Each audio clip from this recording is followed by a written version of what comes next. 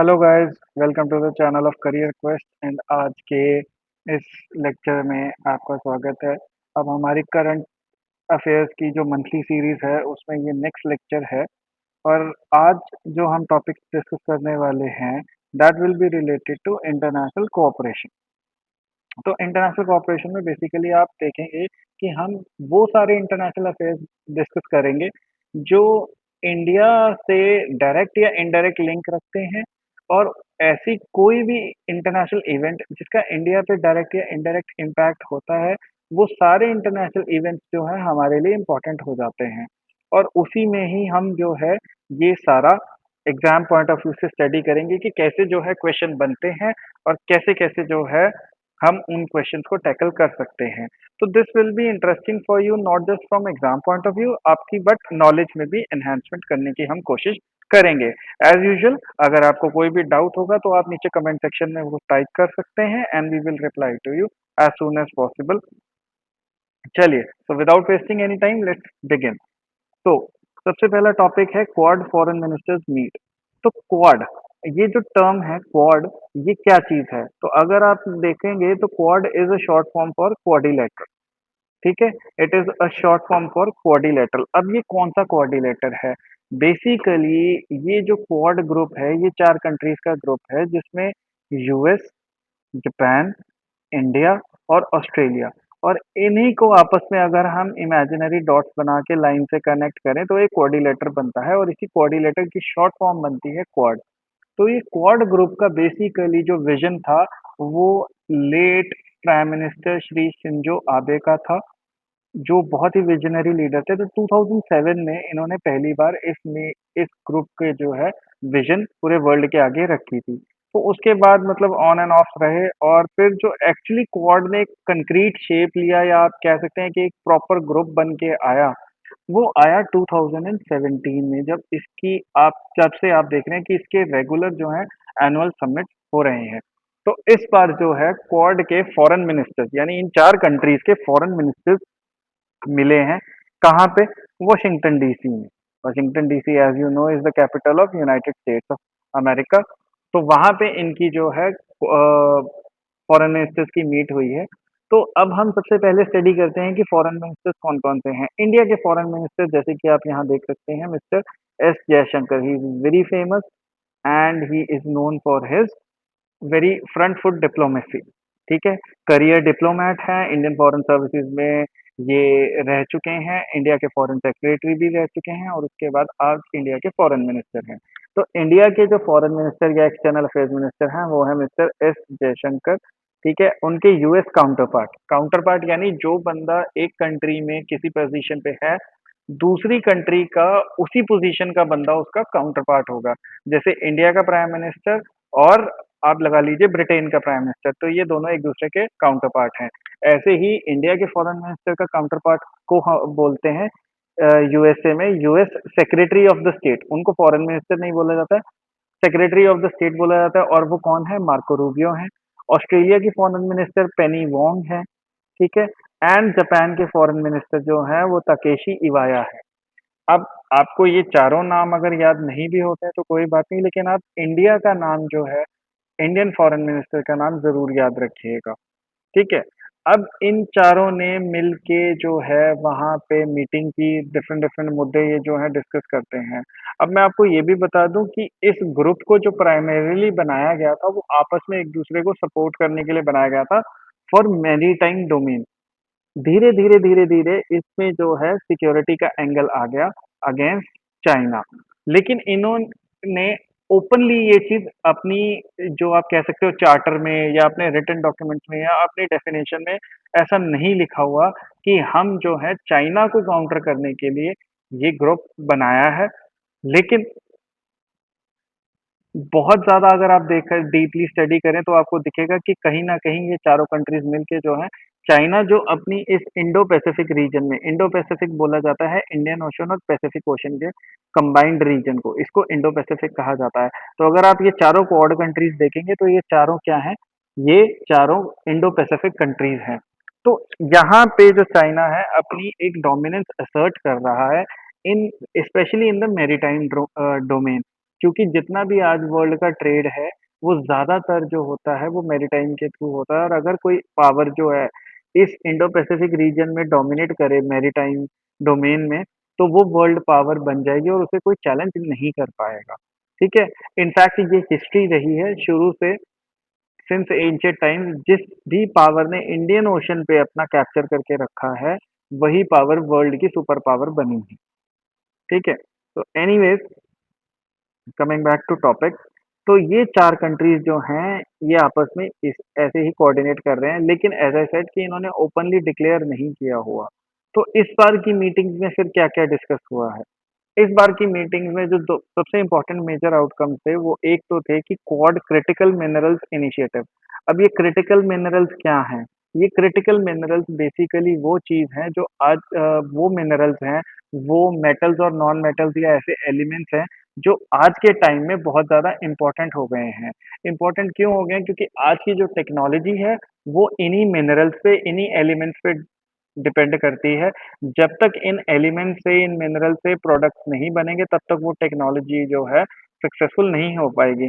सबसे common example जैसे आप देख सकते हैं, वो है आपकी मोबाइल फ़ोन। आपके मोबाइल फ़ोन में लिथियम आयन की बैटरी होती है, सिलिकॉन की चिप्स होती हैं, उसके अलावा और क्रिटिकल मिनरल्स के कुछ कंपोनेंट्स होते हैं। तो these components are very important for to ensure कि आपका मोबाइल ढंग से और ठीक से और अच्छे से काम करता रहे। अब अगर इन्हीं को ही हम स्केल अप करें और डिफेंस के लेवल पे ले जाएँ या स्ट्रैटेजिक लेवल पे ले जाएँ, तो हमारी जितनी भी मिसाइल्स हैं, वेपन्स हैं, उनमें ये क्रिटिकल मिनरल्स और भी ज़्यादा इम्पोर्टेंट हो जाते हैं।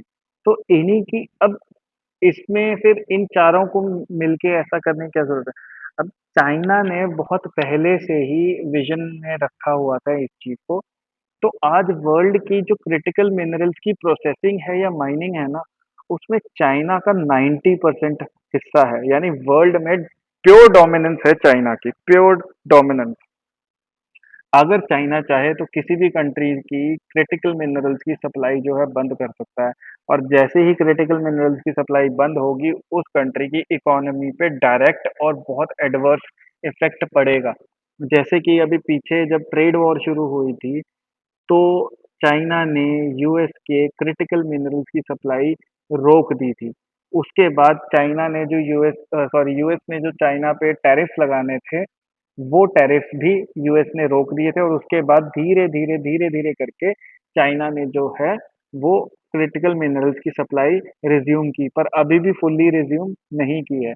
तो उसी चीज़ को ओवरकम करने के लिए ये चारों कंट्रीज़ जो हैं मिलके एक ये नया इनिशिएटिव लॉन्च किया है कि क्रिटिकल मिनरल्स जो हैं, इसमें हम एक कलेक्टिवली ब्रेनस्टॉर्म करके देखेंगे कि कैसे हम इनकी सप्लाई, इनकी प्रोसेसिंग और इनकी माइनिंग या इन क्रिटिकल मिनरल से रिलेटेड हर चीज़ कैसे जो है चाइना से इंडिपेंडेंट हो सकते हैं हम। हमें चाइना से ना इम्पोर्ट करने पड़े क्योंकि अगर ऑस्ट्रेलिया आप देखो, ऑस्ट्रेलिया में काफ़ी ज़्यादा जो क्रिटिकल मिनरल्स हैं, उनकी माइन्स है। जैसे ऑस्ट्रेलिया यूरेनियम रिज़र्व जो ऑस्ट्रेलिया के बहुत ज़्यादा हैं। इसके अलावा कोबाल्ट, निकल जैसे इनके पास रिज़र्व बहुत ज़्यादा हैं।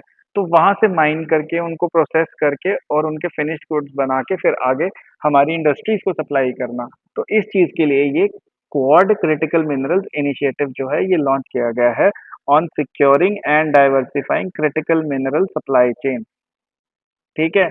Next is maritime and transnational security. जैसे कि मैंने आपको कहा कि क्वाड ने ओपनली नहीं डिक्लेयर किया है, ना ही अपने किसी रिटन चार्टर डॉक्यूमेंट में ये लिखा हुआ है कि हम चाइना के अगेंस्ट हैं या चाइना को काउंटर करने के लिए हमने ये जो है ग्रुप बनाया है। बट अल्टीमेट गोल जो है वो चाइना को काउंटर बैलेंस करने का ही है।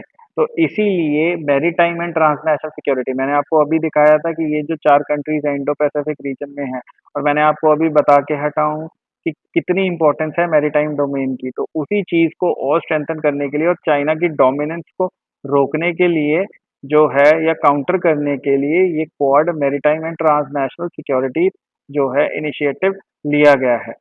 ठीक है?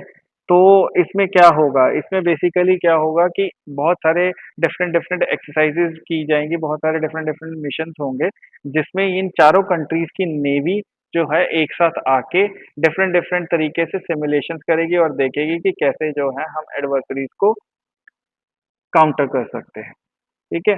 तो क्वाड के बारे में मैं आपको बता ही चुका हूँ कि 4 कंट्रीज़ हैं, इंडो पैसिफिक रीजन के कंट्रीज़ हैं और वही सारी डिटेल यहाँ पे आप देख सकते हैं कि 2007 में late prime minister Shri Shinzo Abe ने इसकी विज़न रखी थी और 2017 में ये एक्चुअली एक बहुत कंक्रीट ग्रुप बन के आया था और तब से लेके आज तक रेगुलर क्वाड के समिट जो हैं, वो हो रहे हैं। अच्छा, इसका कोई हेडक्वार्टर्स नहीं है, ये मैं आपको क्लियरली बता दूँ। हर साल एक कंट्री जो है, चारों में से एक कंट्री इस ई मीटिंग्स को होस्ट करता है। ठीक है? चलिए, नेक्स्ट इज़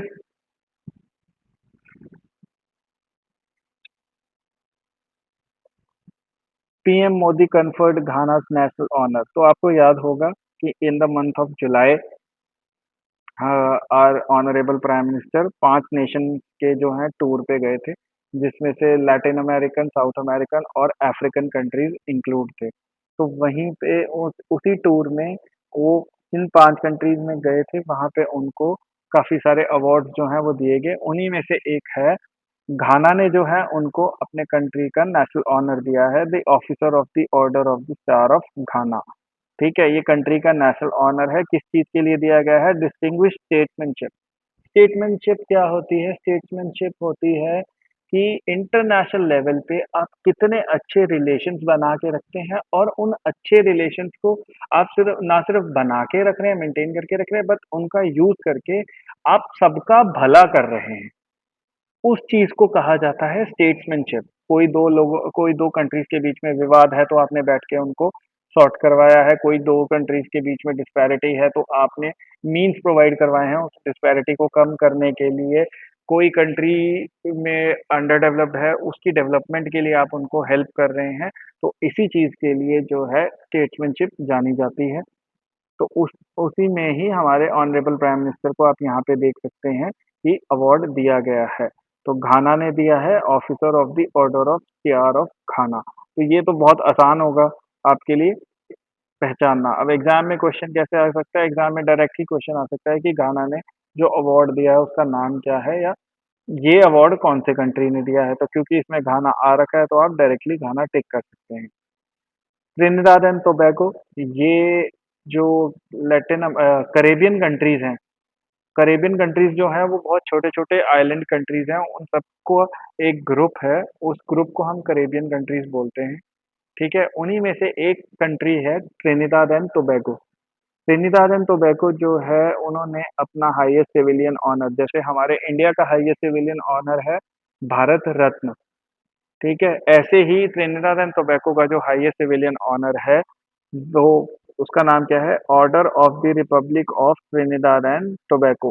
वो जो है हमारे ऑनरेबल प्राइम मिनिस्टर को दिया गया है। ठीक है?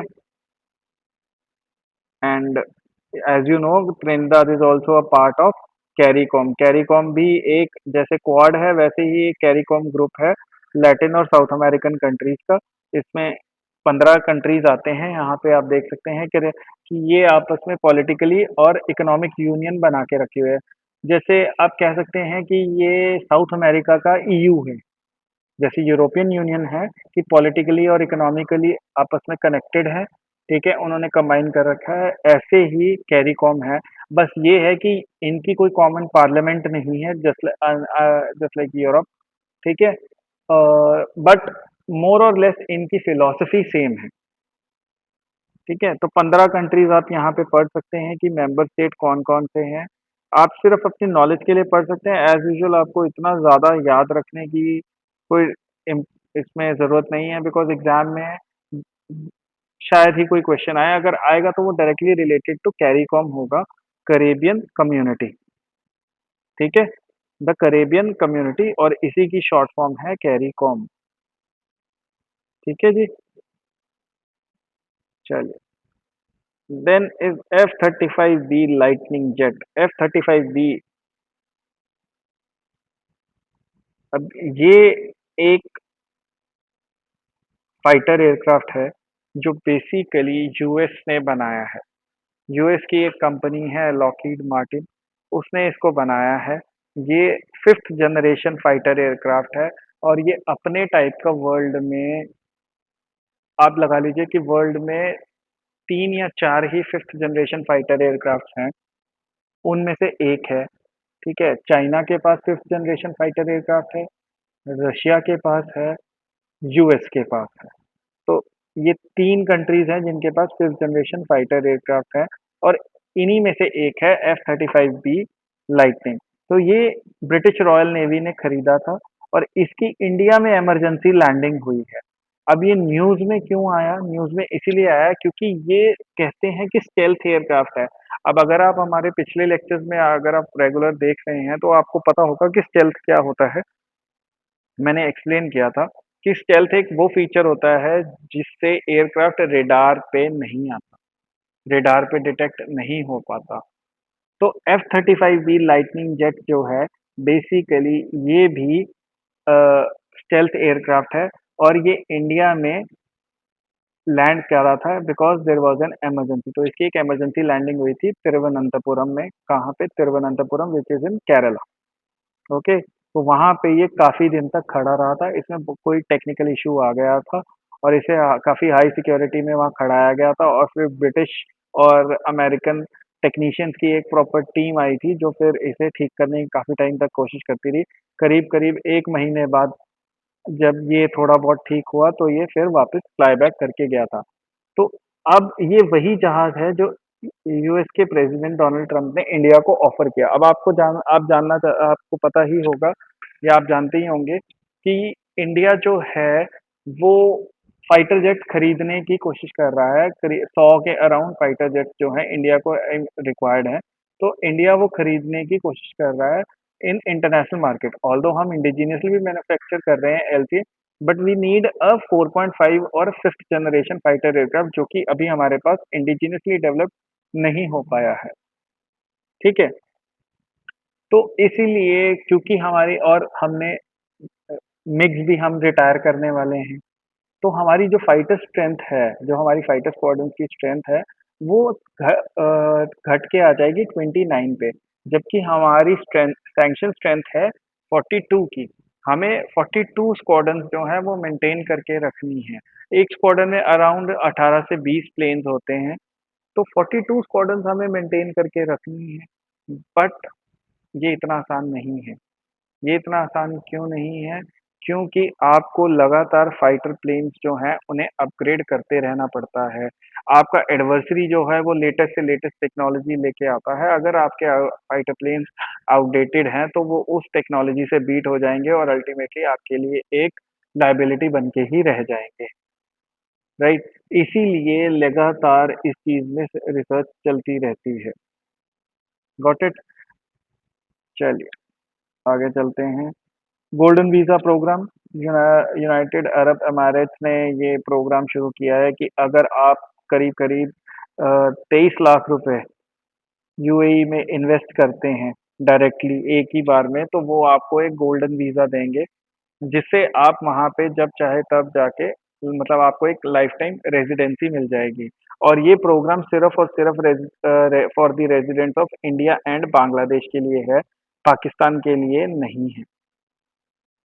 ठीक है? इंडिया और बांग्लादेश के लिए ये गोल्डन वीज़ा प्रोग्राम जो है, उन्होंने शुरू किया है किसने? सॉरी यूएई ने। UAE as you know is a conglomerate या फिर आप ये कह सकते हैं कि ये जो है बेसिकली एक यूनियन है 8 प्रिंसली स्टेट्स की Abu Dhabi, Dubai, Sharjah etcetera, etcetera. तो ऐसे 8 प्रिंसली स्टेट्स हैं, इनको कंबाइन करके एक कंट्री बना, जिसका नाम है यूएई और इसकी कैपिटल है अबू धाबी। ठीक है? चलिए। देन हमारे प्राइम मिनिस्टर का दौरा एज आई सेड कि 5 नेशन टूर्स पे वो गए थे, तो उसी में वो अर्जेंटीना भी गए थे और अर्जेंटीना में जो ब्यूनो एरिस है, जो कि उनकी कैपिटल है, अर्जेंटीना की कैपिटल है ब्यूनो एरिस, तो वहाँ पे प्रधानमंत्री जी को सम्मानित किया गया।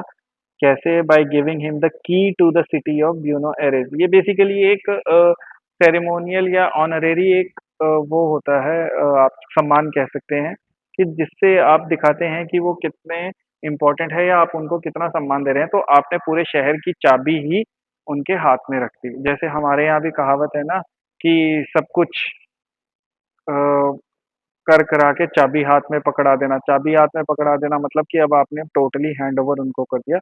तो ऐसा नहीं है कि ब्यूनो एरिस प्राइम मिनिस्टर साहब को हैंडओवर हो गया, it is just an honour. ये अपने आप में एक सम्मान है कि हम आपको इतना सम्मान देते हैं कि हम आपके हाथ में अपने शहर की चाबी दें। तो it is just an honour. तो ये प्राइम मिनिस्टर साहब को अर्जेंटीना में दिया गया है। उसके बाद BRICS summit, very important topic. अब सबसे पहले तो समझिए ब्रिक्स है क्या। ब्रिक्स बेसिकली एक 5 कंट्रीज की ग्रुपिंग थी, जो आज के टाइम में बहुत इंपॉर्टेंट हो चुकी है, और ये 5 कंट्रीज से अब एक्सटेंड होके 10-12 क्रॉस कर चुकी है। तो ब्रिक्स बेसिकली है क्या?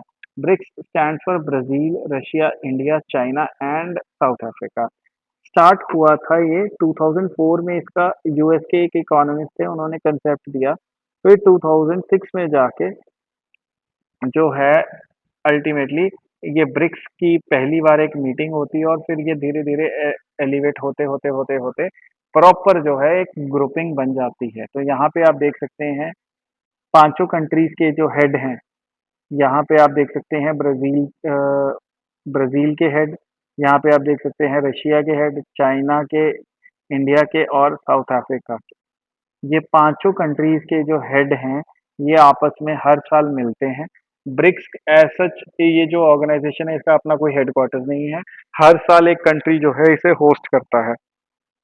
तो रीसेंट पास्ट तक ब्रिक्स में सिर्फ 5 ही कंट्रीज थे, और ये 5 कंट्रीज अपने आप में इम्पोर्टेंट इसीलिए थे कि ये वर्ल्ड के सबसे ज़्यादा फास्टेस्ट डेवलपिंग नेशंस का ग्रुप था। ऑल्दो रशिया एक डेवलप्ड कंट्री है, बट वेस्टर्न हिपोक्रेसी की वजह से, या वेस्टर्न आप कह सकते हो डिस्क्रिमिनेशन की वजह से, रशिया को वो डेवलप नहीं पर अंडर डेवलप या डेवलपिंग कंट्री ही मानते हैं। तो इस इस चक्कर में रशिया जो है इस ग्रुप का पार्ट बना हुआ है। बट उसके अलावा क्योंकि वेस्ट में वैसे ही रशिया के साथ डिस्क्रिमिनेशन ज़्यादा होता है, तो this is a group where Russia enjoys a very good and equal status. ठीक है। तो इस बार का जो ब्रिक्स समिट था वो ब्राजील में हुआ था।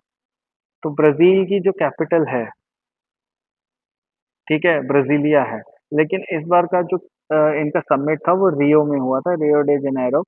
ठीक है।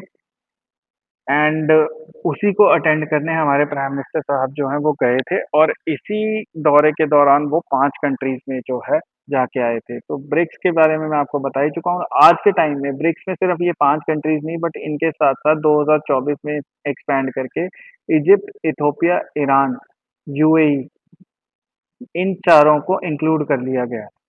ठीक है। 2025 में इंडोनेशिया ने ज्वाइन किया है।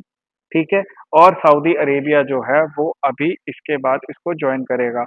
तो मैं आपको ये बता दूं कि ब्रिक्स को ज्वाइन करने के लिए करीब करीब 20 से 25 कंट्रीज ने एप्लीकेशन दे रखी है, और इन 20 से 25 कंट्रीज में से हमने 4 को जो है परमानेंट मेंबर ब्रिक्स का बना दिया है। ठीक है। अब ब्रिक्स इम्पोर्टेंट अपने आप में इसलिए भी है क्योंकि ब्रिक्स जो है वो वर्ल्ड की 45% ऑफ पॉपुलेशन को और 35% ऑफ वर्ल्ड जीडीपी को जो है रिप्रेजेंट करता है।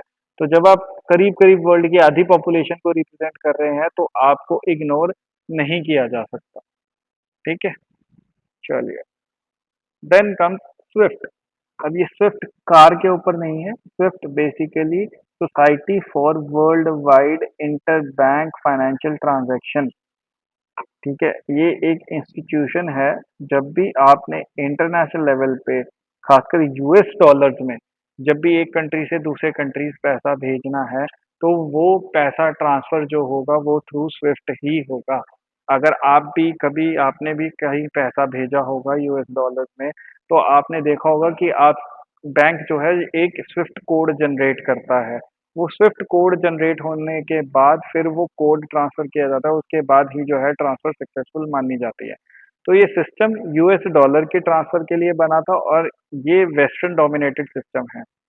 तो वर्ल्ड की आप मान के चलिए कि 80 से 85% जो ट्रांजैक्शंस हैं वो स्विफ्ट के थ्रू ही होती हैं। और जब रशिया ने यूक्रेन पे अटैक किया था, तो रशिया को स्विफ्ट सिस्टम से जो है एक्सेस डिनाई कर दिया गया था, और या कह सकते हैं कि रजिस्टर सिस्टम से उसको निकाल दिया गया था, जिसके बाद उसे दिक्कत आती थी इंटरनेशनल करेंसी में पैसा लेने की। इसीलिए रशिया और उससे रशिया की इकोनॉमी जो है वो डाउन जा रही थी, क्योंकि वो प्रोडक्ट बेच तो रहे थे लेकिन उनको पैसा नहीं मिल पा रहा था।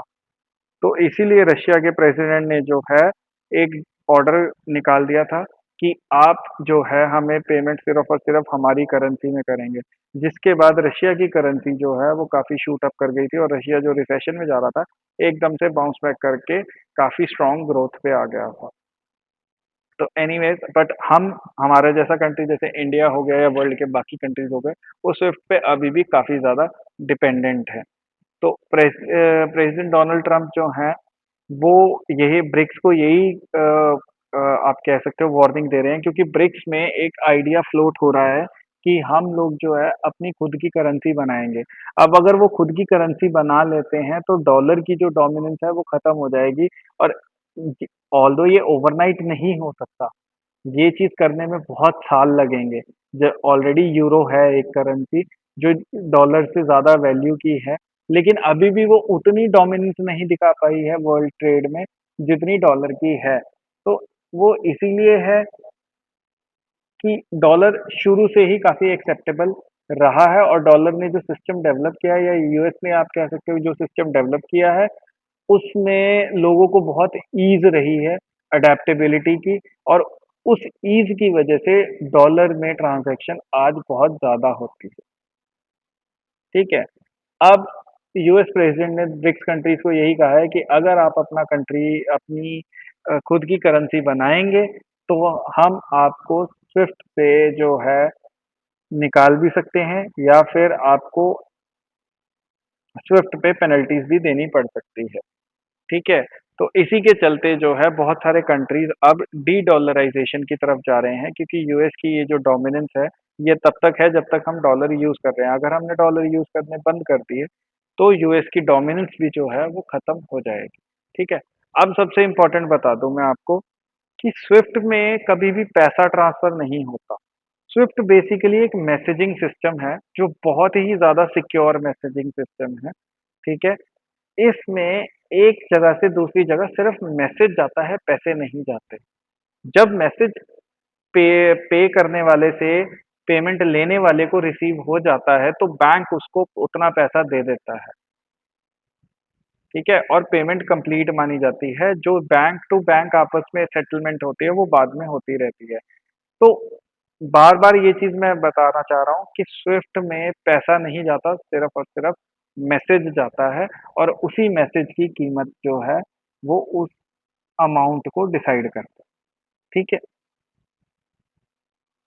ये while Swift does not actually move money, it operates as a middleman, verify information of transaction by providing secure financial messaging service to more than 11,000 banks in over 200 countries।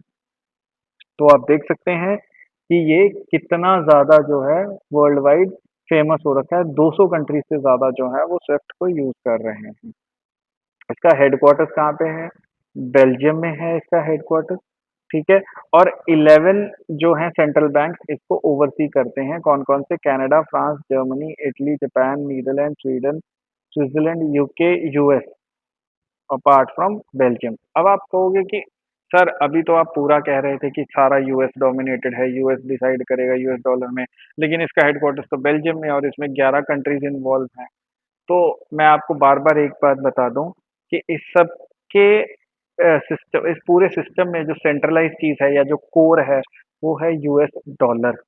अगर यूएस डॉलर का access ही नहीं मिलेगा, तो आप payment कर ही नहीं पाओगे, ठीक है? अगर आप पे सैंक्शंस लगी हुई हैं, you are denied access to US dollar and once you don't have US dollar, you cannot make payment even if you have SWIFT।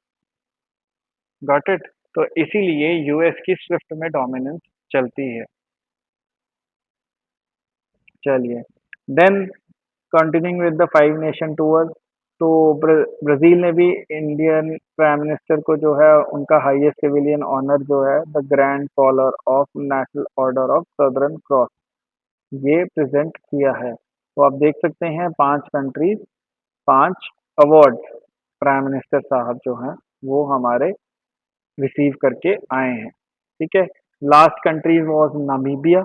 Last stop था प्राइम मिनिस्टर मोदी के 5 नेशन टूर का, और ये 5 नेशन कौन कौन से थे? Ghana, Trinidad Tobago, Argentina, Brazil and then last was Namibia.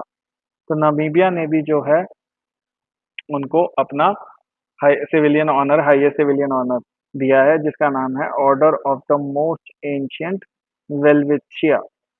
ठीक है। इसके अलावा नामीबिया बेसिकली एक अफ्रीकन कंट्री है, साउथ अफ्रीका के जस्ट ऊपर वेस्टर्न कोस्ट पे आता है। और नामीबिया जो है इंडिया की दो इम्पोर्टेंट ऑर्गेनाइजेशन, या इंडिया बैक्ड जो दो इम्पोर्टेंट ऑर्गेनाइजेशन है, एक तो CDRI है, कोएलिशन फॉर डिजास्टर रेसिलिएंट इंफ्रास्ट्रक्चर। ठीक है। ये इंडिया ने बहुत जोर लगा के बनाया था। And then the second one is global biofuel alliance. ये दो ज्वाइन करने का जो है प्रपोजल दिया था, जो एक्सेप्ट हो गया। And now Namibia is a member of these two organisations which is India backed. ठीक है। चलिए। Then is NATO, North Atlantic Treaty Organisation. एक मिलिट्री ऑर्गेनाइजेशन है जो वर्ल्ड वॉर 2 के बाद बनी थी। आज के टाइम में इसके 32 मेंबर्स हैं, लेकिन स्टार्ट हुई थी ये कुछ मेंबर्स के साथ। ठीक है। यूएस ने इसे स्टार्ट किया था टू काउंटर यूएसएसआर। ठीक है। यूएसएसआर, जैसे कि आप जानते हैं, वर्ल्ड वॉर 2 के बाद दो ब्लॉक्स बने थे। एक तो बना था कम्युनिस्ट ब्लॉक जो कि यूएसएसआर लीड करता था, और एक बना था कैपिटलिस्ट ब्लॉक जो कि यूएसए लीड करता था। तो इन दोनों की आपस में एक कोल्ड वॉर चल रही थी। उसी कोल्ड वॉर के टाइम यूएस ने ये सॉरी 1949 में ये अलायंस शुरू किया था, जिसका नाम था नेटो। और नेटो का हेडक्वार्टर्स जो है वो बेल्जियम ब्रुसेल्स में है। और इसमें ज्यादातर आप देखेंगे कि यूएस के अलावा सारे के सारे यूरोपियन कंट्रीज हैं। ठीक है। एज आई टोल्ड यू कि इसमें आज के टाइम पे 32 मेंबर्स हैं। स्वीडन जो है वो लेटेस्ट कंट्री था 2024 में। देखिए, स्वीडन और फिनलैंड ये दो कंट्रीज ऐसे थे जो हमेशा न्यूट्रल रहे हैं, लेकिन रशिया के रिसेंट बिहेवियर देखते हुए और यूएस के इन्फ्लुएंस में आके उन्होंने जो है फाइनली अपनी न्यूट्रलिटी छोड़ दी और नेटो को जो है वो ज्वाइन कर लिया। ठीक है। इस दोनों कंट्रीज ने इकट्ठे अप्लाई किया था, बट क्योंकि नेटो में जितने भी डिसीजंस होते हैं वो सारे कंसेंसस से होते हैं, तो टर्की ने फिनलैंड की जो है मेंबरशिप को ब्लॉक कर दिया था, क्योंकि टर्की का ये कहना है कि टर्की के जो कुछ सेपरेटिस्ट ग्रुप्स हैं उनके जो लीडर हैं वो फिनलैंड में रहते हैं, और फिनलैंड जो है उनको प्रोटेक्शन देता है। इसीलिए फिनलैंड की जो मेंबरशिप है उसको टर्की ने ब्लॉक किया था। बट स्वीडन की मेंबरशिप को ब्लॉक नहीं किया था, और स्वीडन जो है वो फाइनली इसका मेंबर बन गया है। और नेटो के आज के टाइम पे हेड कौन है? सेक्रेटरी जनरल होते हैं, जो कि है मार्क रट। ये नीदरलैंड से आते हैं। अब ये न्यूज में क्यों था? ये न्यूज में इसलिए था क्योंकि ये बार बार इंडिया को जो है प्रेशराइज कर रहे हैं कि आप रशिया से तेल खरीदना बंद कर दीजिए। अब इंडिया तेल खरीदना रशिया से बंद क्यों नहीं कर रहा है? क्योंकि यहाँ पे वो कह रहा है कि आप जो है दोगलापन कर रहे हैं, हिपोक्रेसी कर रहे हैं। क्योंकि ऐसा है कि जितने यूरोपियन कंट्रीज है ना, वो खुद इंक्लूडिंग यूएस, यूएस मतलब नेटो के जितने कंट्रीज हैं इंक्लूडिंग यूएस, वो खुद रशिया से काफी अच्छे लेवल का ट्रेड कर रहे हैं। यूरोप अपनी सारी गैस, ठीक है, फर्टिलाइजर्स और यूरेनियम वगैरह सब रशिया से खरीद रहा है। Same goes with US. US भी अपना फर्टिलाइजर्स, अपनी यूरेनियम, अपने न्यूक्लियर रिएक्टर्स के लिए यूरेनियम वो रशिया से खरीदता है। लेकिन हमें कह रहे हैं कि हम तेल ना खरीदें। क्यों? बिकॉज कि हमारे तेल का जो पैसा है वो कहते तुम रशिया को देते हो, रशिया वो पैसा अपना जो है उससे वॉर जो है अपनी कर रहा है और यूक्रेन को परेशान कर रहा है। तो इंडिया ने कहा है कि आप जिस दिन अपना गैस और यूरेनियम और बाकी एनर्जी सोर्सेज लेना बंद कर देंगे, हम भी उस दिन बंद कर देंगे।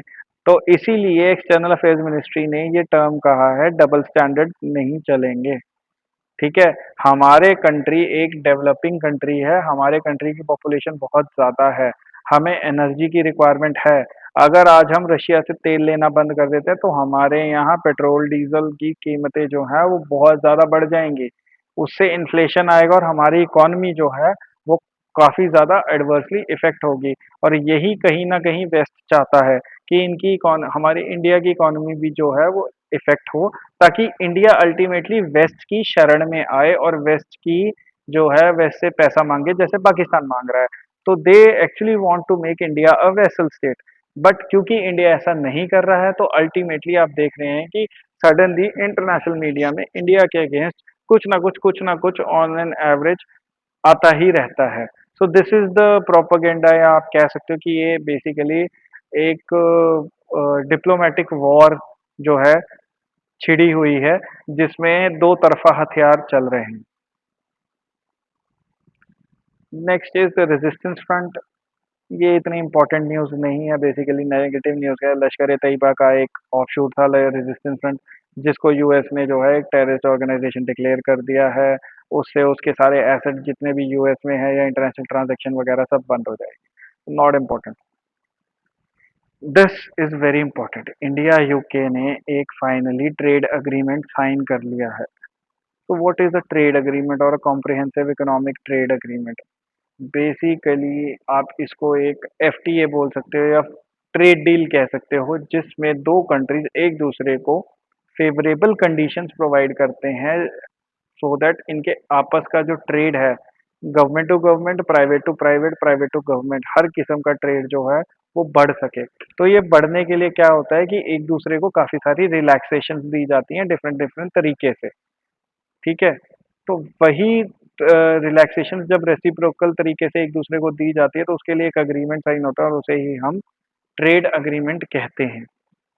ठीक है, तो इसमें इंडिया का अभी जो यूके के साथ ट्रेड है वो अराउंड 24 से 25 बिलियन डॉलर का है। दो नहीं है, 24 से 25 बिलियन डॉलर का है, जिसको हम इंक्रीज करके 34 बिलियन डॉलर पर एनम, यानी हर साल 34 बिलियन डॉलर तक लेके जाएंगे। ठीक है, इंडिया ने यूके के इंडिया ने यूके के कुछ प्रोडक्ट्स पे जो है इंपोर्ट ड्यूटी घटा दी है। बदले में यूके ने इंडिया के कुछ प्रोडक्ट्स पे इंपोर्ट ड्यूटी बता दी है, और इंडिया के जो लोग हैं अब यूके में ज़्यादा इजीली जो है इमिग्रेट या एमिग्रेट कर सकते हैं। ठीक है, प्लस यूके की फर्म्स को अलाउ किया गया है to participate in government tenders. मतलब आप ये देख लीजिए कि फॉरेन कंपनीज जो हैं वो अब गवर्नमेंट टेंडर्स भी, यानी यूके की कंपनीज को गवर्नमेंट टेंडर्स भी भरने की परमिशन होगी, लेकिन उसे मिला है class two status. Class two status मिलता है बेसिकली उस कंपनी को जिसमें 20 से 25% जो है ना, 20 से 25 नहीं, सॉरी, 20 से 50% जो है वो इंडिजिनस, या आप कह सकते हैं कि लोकल प्रोडक्ट इंक्लूड होता है। ठीक है, 20 से कम है तो वो बिल्कुल जिसको आप बोल देते हैं थर्ड कैटेगरी में आता है, और क्लास वन जो होता है उसमें 50% से ज़्यादा जो है वो लोकल कंटेंट होता है। तो ये मेक इन इंडिया के अंदर दो तीन कैटेगरीज हैं, जिसमें आप बेसिकली आप देख सकते हैं कि यूएसए को क्लास टू का स्टेटस मिला है। तो जो भी ऐसे टेंडर्स होते हैं उनमें जब भी गवर्नमेंट टेंडर निकलते हैं तो सबसे पहली प्रेफ़रेंस जो मिलती है, वो क्लास 1 वालों को मिलती है। क्लास 1 का स्टेटस जिनके पास होता है। क्लास 2 के स्टेटस वाली कंपनी को सेकंड प्रेफ़रेंस मिलती है। अगर कोई लोकल कंपनी क्लास 2 के स्टेटस को मैच कर जाती है या उनके प्राइस को मैच कर जाती है, तो टेंडर लोकल कंपनी को मिलेगा, फॉरेन कंपनी को नहीं मिलेगा। और जो क्लास 3 कैटेगरी होती है, उसमें आपको लीस्ट प्रायोरिटी मिलती है। वो आपको टेंडर तब मिलेगा जब उसके कंपटीशन में कोई है ही नहीं। मतलब आपने टेंडर एक गवर्नमेंट ने एक टेंडर निकाला, उस टेंडर को सिर्फ और सिर्फ एक फॉरेन कंपनी ने ही भरा। इंडिया में कोई कंपनी थी ही नहीं जो वो टेंडर भर सके या जो वो गुड्स और सर्विसेज प्रोवाइड करवा सके। इन दैट केस वो टेंडर जो है उस फॉरेन कंपनी को दिया जाएगा। उसमें भी उसके सामने कुछ शर्तें रखी जाएंगी कि आपको एक लोकल पार्टनर लेना है एंड एक्सेट्रा एक्सेट्रा। तो ये कुछ शर्तें रहती हैं। तो ब्रिटेन को बेसिकली अब क्लास 3 से निकाल के क्लास 2 का जो है स्टेटस दे दिया गया है। Got it? तो आप देख सकते हैं यहाँ पे दोनों कंट्रीज के प्राइम मिनिस्टर हैं, हमारे honourable prime minister Shri Narendra Modi ji, और यूके के प्राइम मिनिस्टर केयर स्टारमर। और ये दोनों कंट्रीज के जो हैं ट्रेड मिनिस्टर्स हैं, हमारे commerce and industry minister mister Piyush Goyal, और यूएस के secretary for state secretary of business and trade Jonathan Reynolds.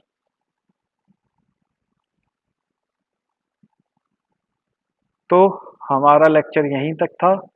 अब अगले लेक्चर में हम अगले टॉपिक से स्टार्ट करेंगे। इस लेक्चर में आई होप आपको कुछ ना कुछ तो सीखने को, समझने को मिला होगा। अगर as I said in the starting also, अगर आपके कोई डाउट है तो आप नीचे कमेंट सेक्शन में उसे टाइप कर सकते हैं। We'll get back to you as soon as possible. तब तक के लिए हमारी सीरीज देखते रहिए। हम आपके लिए ऐसी इंपॉर्टेंट न्यूज़ और इम्पोर्टेंट इंफॉर्मेशन आपके लिए लाते रहेंगे। आपको एग्जाम के लिए तैयारी आपकी करवाते रहेंगे। Thank you.